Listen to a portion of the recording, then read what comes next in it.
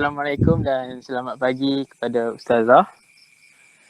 Untuk kami akan menangkan tajuk untuk CTU 151 iaitu ekstremisme dan radikalisme. Okey, tajuk ini akan kami bentangkan berempat iaitu Muhammad Syawal Adib, Muhammad Arif Lokman iaitu saya, Muhammad Alif Daniel dan Muhammad Ashraf. Okey, untuk definisi saya akan bentangkan. Okey, untuk definisi ekstremisme dan radikalisme, untuk pertama, ekstrim bermaksud keterlaluan dan terlalu melampau. Manakala ekstremisme pula bermaksud faham, sikap dan perlakuan yang ekstrim.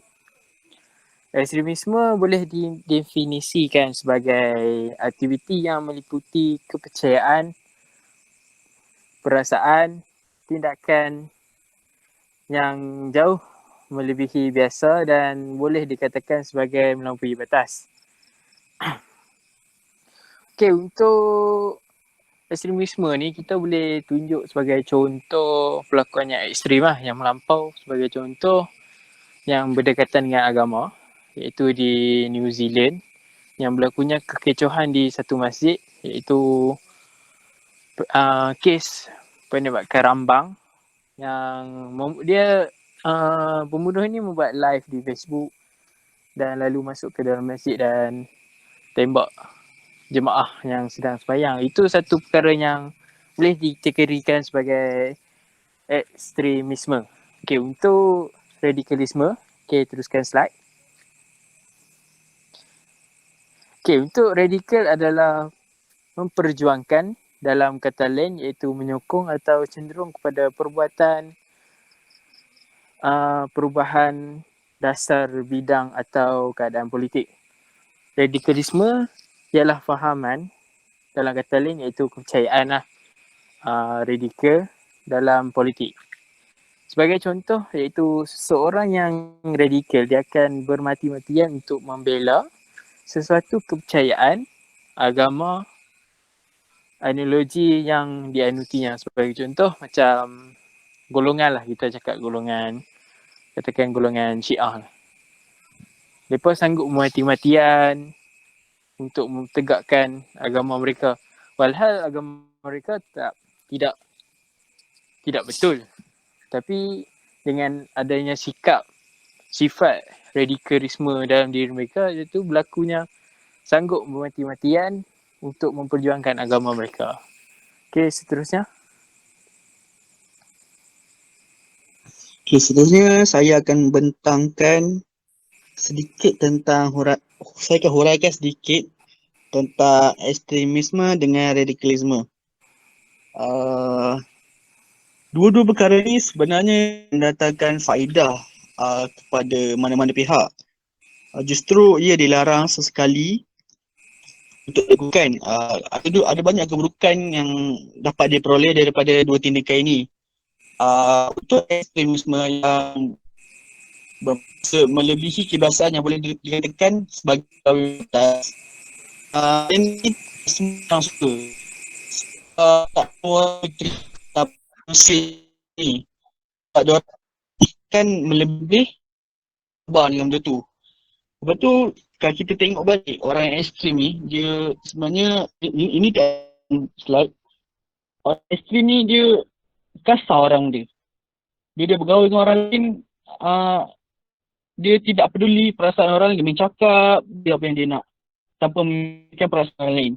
Okay, seterusnya untuk radikalisme. Radikalisme ni orang yang terlampau cenderung dengan probability. Benda ni pun tak elok juga sebab negara tersebut kecetusnya terorisme.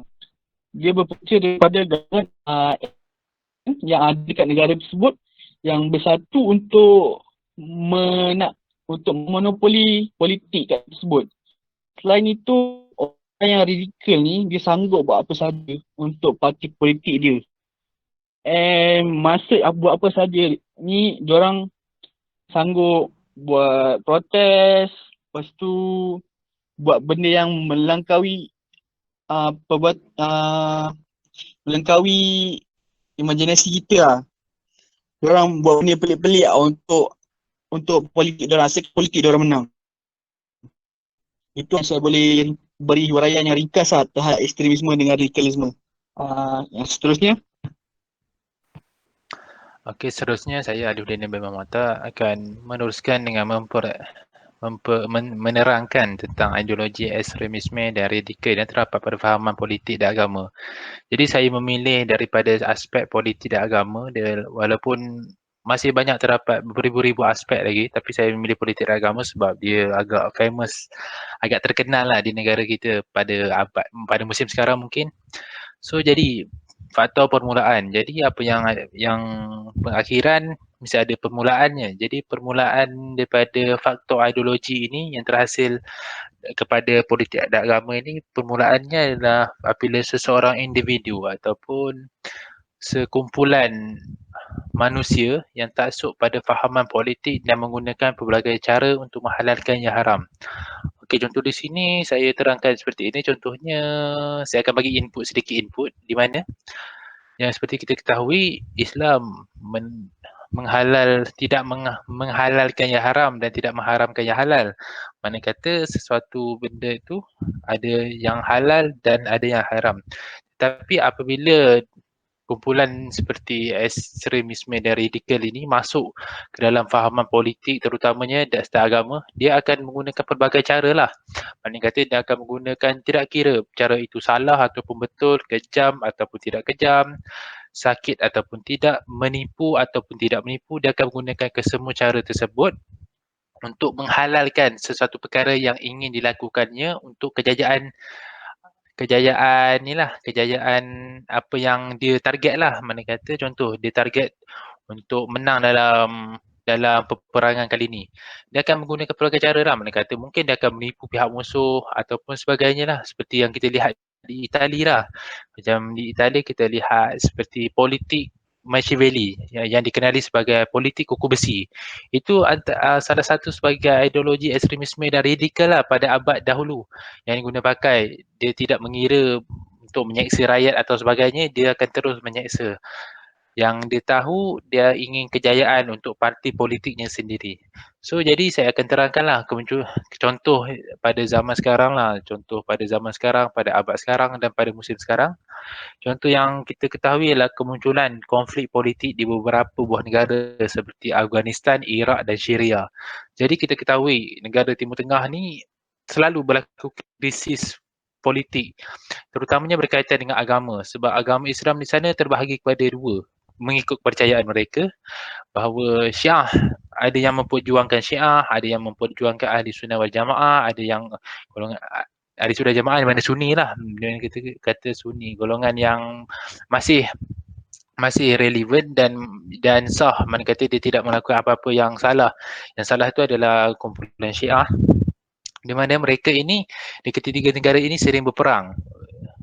Mana kata politik mereka terbahagi kepada antara Syiah dan bukan Syiah.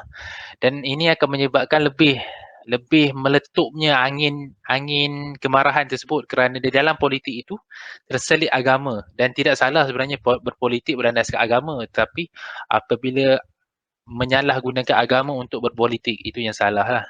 Jadi apabila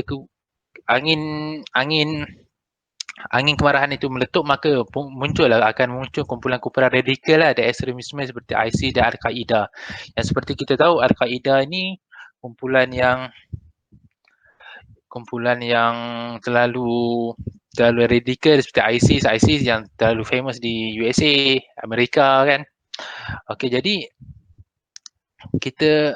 checkpoint yang pertama adalah, jadi saya ingin bertanya kepada rakan-rakan, boleh tak berikan apa-apa lagi lah, mana kata apa-apa kumpulan yang radikal, yang ekstremisme seperti ISIS dan Al-Qaeda yang terhasil yang berlaku di dalam negara kita sendirilah. Contoh di selatan Malaysia ataupun utara Malaysia ataupun Sabah Sarawak Malaysia, seperti kumpulan ini wujud. Dia bukan hanya IC dan Al-Qaeda, dia ada mempunyai nama-nama yang lain. Jadi yang ketiga saya akan sambungkan pada punca. Yang ketiga adalah punca. Jadi kita ada tahu pada permulaan, pengakhiran, dan antara permulaan dan pengakhiran itu mesti ada punca. Punca yang pertama ialah fahaman agama yang agak sempit dan salah faham mengenai konsep jihad. Jadi apabila golongan-golongan seperti yang baru ingin berjinak dalam agama ini memilih guru yang salah, apabila mereka memilih guru yang salah, mereka akan senang untuk cenderung untuk menyalah pilih guru lah. Mana kata diorang akan salah pilih jalan, salah pilih ilmu dan sebagainya. Dan akhirnya diorang sendiri akan meletakkan jiwa diorang di tempat yang salah dan akhirnya mereka akan sesat dan menyampaikan ideologi yang sesat dan seterusnya kepada generasi yang akan datang. Okey, sekian pada itu saja. Seterusnya. Kemudian contoh kedua daripada saya, golongan yang mengamalkan radikalisme dan juga ekstremisme ini sering menyesatkan dan mengkafirkan sesiapa saja sehingga menghalalkan darah sesama umat Islam sendiri yang tidak bersependapat dengan pegangan mereka. Sebagai contoh yang pernah berlaku pada zaman dahulu, pemberontak daripada golongan Khawarij yang membunuh Sayyidina Ali yang tidak sependapat dengan mereka. Seterusnya. Oleh itu, kesimpulan yang kita dapat daripada ekstremisme dan radikalisme ini, sebagai umat Islam, sewajarnya menapis segala maklumat yang diperoleh. Dalam arti kata lain, dengan menyelidik sumber yang diperoleh serta memperbanyakkan mencari ilmu daripada orang-orang yang lebih arif dan tidak salah memilih jalan, yang bermakna tidak untuk golongan-golongan yang baru nak berjinak-jinak mencari hidayah dan sebagainya, tidak terpedaya dengan orang yang punya ilmu yang salah. Seterusnya, dengan mengimbangi hal berkaitan dengan dunia dan akhirat. Hal ini supaya tidak menjadi taksub dengan salah satu hingga menyebabkan terjadinya fahaman ekstremisme yang akan mengakibatkan diri dan orang lain mendapat kesusahan kerana kejahilan dan ketaksuban diri sendiri. Sekian, itu sahaja daripada saya. Okay, selesai sudah Syawal, maknanya kami telah habislah untuk present tajuk ini. Okay, untuk akhir kata daripada kami, maaf jika ada salah silap semasa kami membentangkan tajuk ini, dan saya mengucapkan selamat Hari Raya Aidilfitri, maaf zahir dan batin kepada rakan-rakan yang mendengar, kepada Ustazah, dan mohon maaf jika ada salah cakap atau salah pelakuan. Terusnya. Okey, saya ada Daniel bin Muhammad ingin meminta maaf. Anda kata dia tersilap kata sepanjang perkenalan. Corner. Okey, jadi okeylah, selamat Hari Raya dan jangan telan banyak makanan. Okey, seterusnya. Okey, saya Muhammad Syawal Adi bin Abdul Halim ingin mengucapkan selamat Hari Raya Aidilfitri kepada rakan-rakan dan juga Ustazah Mastura, dan sekiranya saya ada membuat salah dan silap, mohon dimaafkan. Itu saja daripada saya. Dan daripada saya Muhammad Ashraf, sama juga saya mengucapkan selamat Hari Raya kepada rakan serta Ustazah. Walaupun kita dekat dalam PKP ni, kita haruslah senyum selalu, gembira, kita nak raya. Janganlah jadikan PKP ni sebagai halangan untuk kita bersukaria pada Hari Raya je. Itu saja daripada saya. Okey, sekian, terima kasih dan maaf atas segala kekurangan untuk slide kali ini. Sekian, terima kasih.